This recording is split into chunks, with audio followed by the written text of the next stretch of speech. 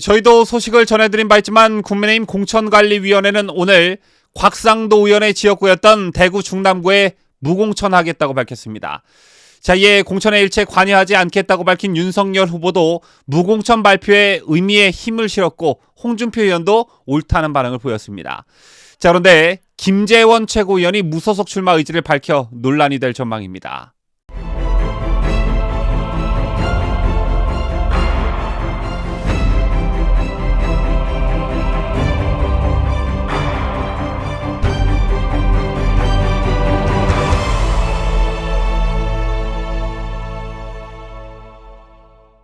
시청자 여러분 안녕하십니까? 뉴스데일리 베스트 민해커입니다.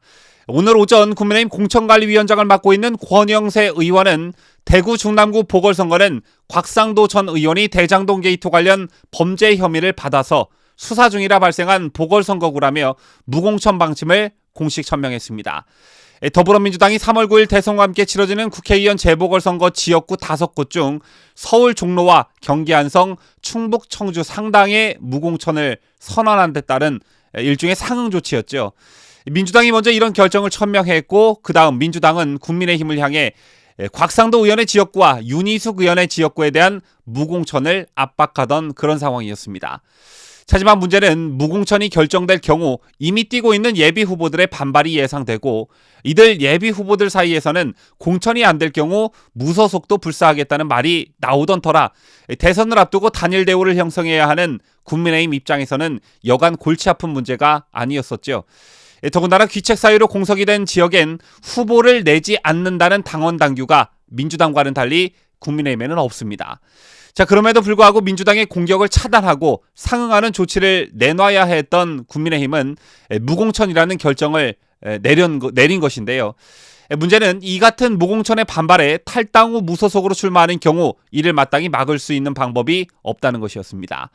이와 관련해 권영세 공천관리위원장은 탈당에 무소속으로 출마하는 경우에는 현실적으로 막을 수 있는 방법은 없다면서 지금 당원이신 분들은 이 취지를 받들어 주시고 우리 대선 선거운동에 매진해 주시기를 바란다 이렇게 말했습니다. 즉 책임 정치를 강조한 것이죠. 자, 그런데 이 같은 말을 잘못 해석한 사람이 있었으니 바로 김재원 최고위원이었습니다. 김 최고위원은 오늘 자신의 페이스북에 당의 어려운 결정을 환영한다며 당의 도움 없이 무소속으로 출마해 당선돼 돌아오라는 당의 명령에 무조건 복종한다. 저는 무소속으로 출마해 당선돼 당에 복귀하겠다고 밝혔습니다. 그러면서 김 전 의원은 무소속 출마로 인한 여러 가지 어려움은 모두 감수하겠다며 고맙다라고 썼는데요.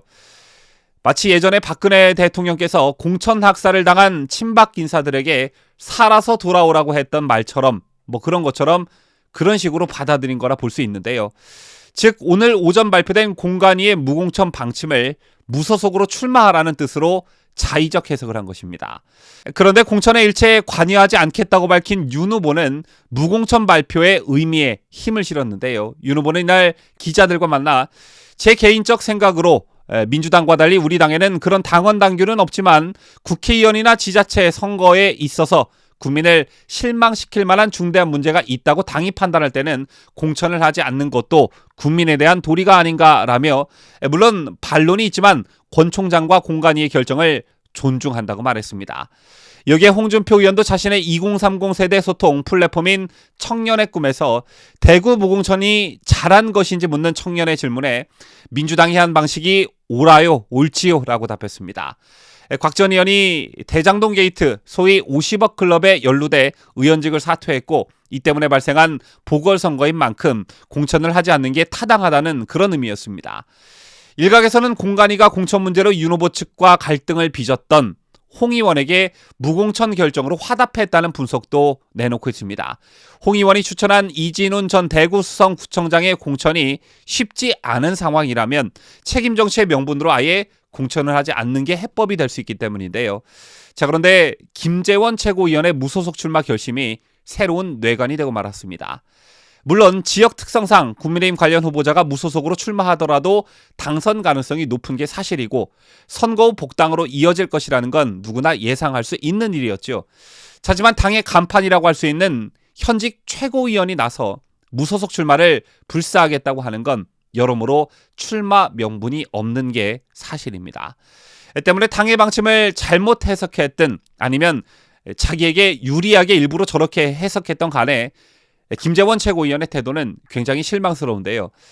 지난 방송에서도 저는 3월 9일 대선과 함께 치러지는 국회의원 보궐선거를 두고 당의 내용이 표출되고 공천 과정에서 권력 다툼이 일어난다면 대선까지 악영향을 미칠 수 있으므로 정말 조심스럽게 접근해야 한다는 의견을 피력한 적이 있습니다. 국회의원 몇 석 건지려다 대선까지 그르칠 수 있다는 점을 우려한 것인데 며칠 안가 이런 일이 벌어지고 있으니 참 걱정입니다.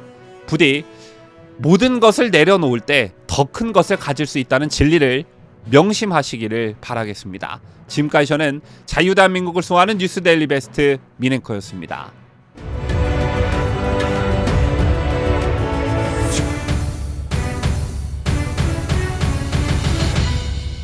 함께해요. 뉴스데일리 베스트.